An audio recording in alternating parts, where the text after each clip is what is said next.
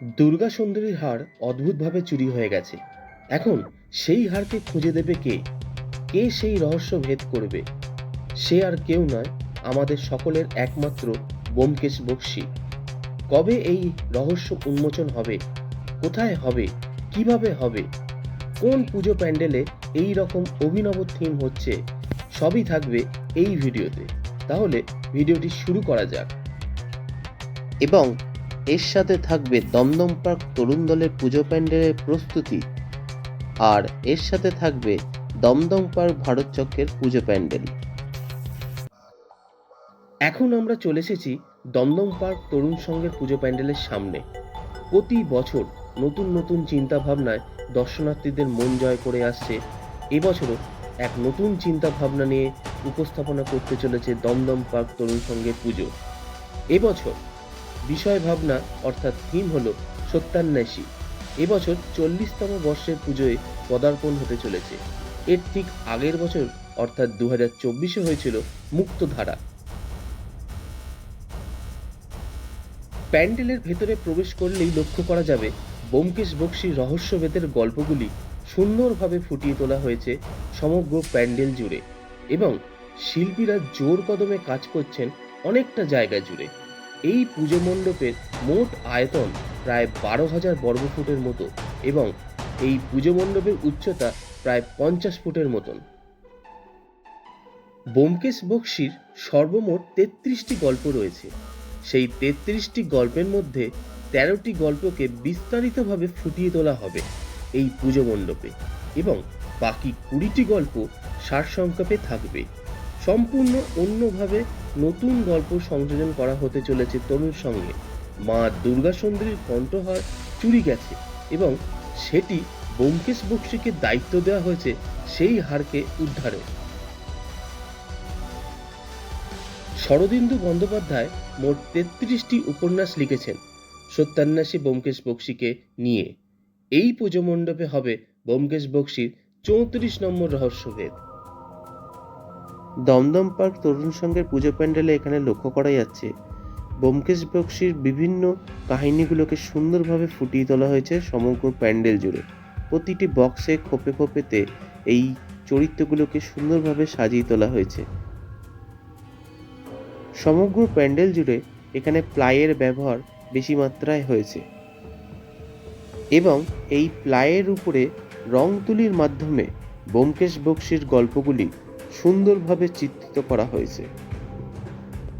সমগ্র প্যান্ডেল জুড়ে এই চিত্রগুলি লক্ষ্য করা যাবে।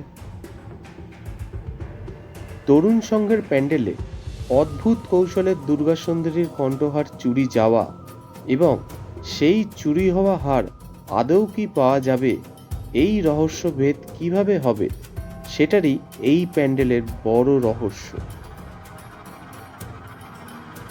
আর এই রহস্যকেই শিল্পীরা কঠোর পরিশ্রমের মাধ্যমে সুন্দরভাবে ফুটিয়ে তুলছেন এই দমদম তরুণ সংঘের পুজো প্যান্ডেলেতে। এখানে লক্ষ্য করা যাচ্ছে প্যান্ডেলের এই অংশটিতে একটি র্যাম্পের মতো করা হয়েছে। বাঁশ এবং প্লাইয়ের মাধ্যমে পুরো প্যান্ডেলটিকে রূপ দেওয়ার চেষ্টা হচ্ছে। তরুণ সংঘের পুজো মণ্ডপে বিভিন্ন দৃষ্টিকোণ থেকে ফুটিয়ে তোলা হয়েছে ব্যোমকেশ বক্সীর 34তম রহস্য উপন্যাস। কিভাবে সত্যান্বেষী ব্যোমকেশ বক্সী রহস্য উদ্ঘাটন করবেন সেটা জানা এই পুজো মণ্ডপের সব থেকে বড় রহস্য। আদৌ কি দুর্গা সুন্দরী কণ্ঠহার উদ্ধার হবে? অবশ্যই সেই রহস্য জানার জন্য অপেক্ষার আর কয়েকটা দিন। তাহলে এবারের পুজোয় অবশ্যই গন্তব্য দমদম তরুণ সংঘ। এখন আমরা চলে এসেছি দমদম পার্ক তরুণ দলের পুজো প্যান্ডেলের সামনে। এই বছর 48তম বর্ষের পুজোয় পদার্পণ করলো। এবছরের থিম অপ্রকাশিত হলেও তাদের ব্যানারে লেখা রয়েছে তারুণ্যের টানে নতুনের আবাহনে। অর্থাৎ এখান থেকে কিছুটা হলেও বোঝা যায় নতুন এবং পুরাতনের সমন্বয় কিছু শিল্পকর্ম আমরা দেখতে পাবো এবছর দমদম পার্ক তরুণ দলের পুজো প্যান্ডেলেতে। এর ঠিক আগের বছর অর্থাৎ 2024-এ এদের বিষয় ভাবনায় ছিল সাদা আর নীল, অর্থাৎ নীল বিদ্রোহ এবং মসলিন নিয়ে শিল্পকর্ম। প্রতি বছর নতুন নতুন কনসেপ্টে এনারা কাজ করে আসছেন। এবছর শিল্পী পূর্ণেন্দু দের হাত ধরে সমগ্র পুজো মণ্ডপটি সেজে উঠতে চলেছে। এখানে দেখা যাচ্ছে শিল্পীরা জোর কদমে কাজ করছেন।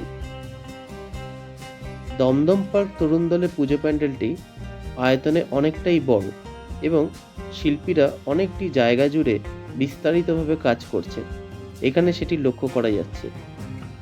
এই প্যান্ডেলে মূলত বালির ব্যবহার হয়েছে, অর্থাৎ এই পুজো মণ্ডপে স্যান্ড আর্টওয়ার্ক লক্ষ্য করা যাবে।